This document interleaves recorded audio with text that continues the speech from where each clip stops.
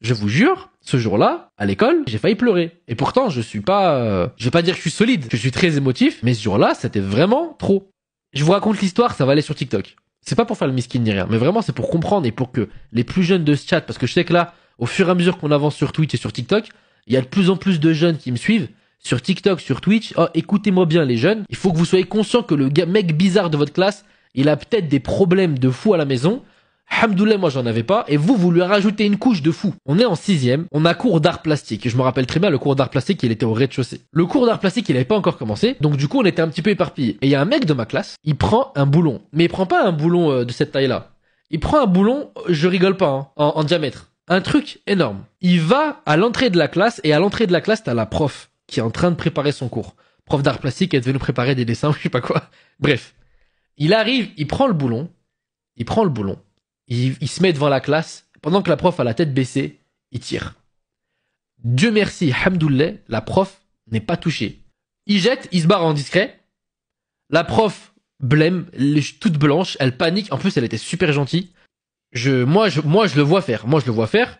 Toute la classe le voit faire. Tout le monde sait que c'est lui. La prof en panique, elle sort. Qui a fait ça? Mais vous êtes des malades.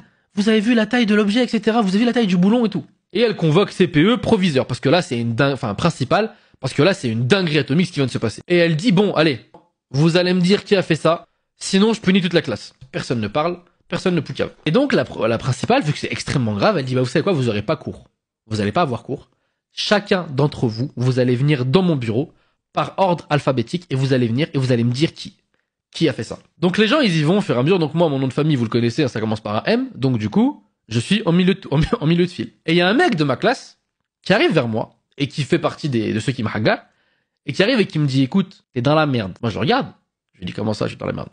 Il me dit t'es dans la merde. Je comprends pas, tu vois, je suis un gamin, je comprends pas. Viens mon tour. Je m'installe dans le bureau, principal, CPE, toute la clique. Elle me dit bon alors. Elle me dit écoute, j'ai fait passer 10 élèves avant toi.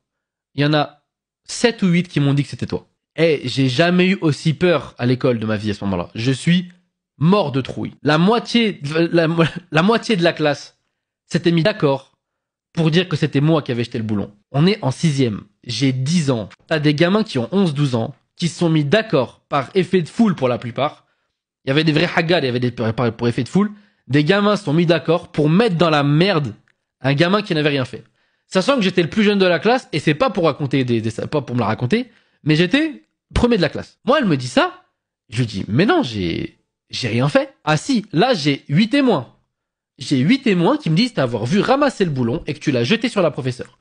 J'ai dit non madame, c'est pas moi. Madame, je vous jure, c'est pas moi. Et je commence à paniquer parce que moi je vais aller... En fait c'est simple, moi quand je suis gamin, je suis en 6ème.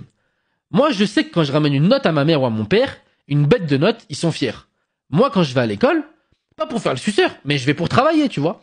Bien sûr, je m'amuse avec mes potes, mais je vais pour travailler. J'avais cette gamberge-là jusqu'à cet âge-là.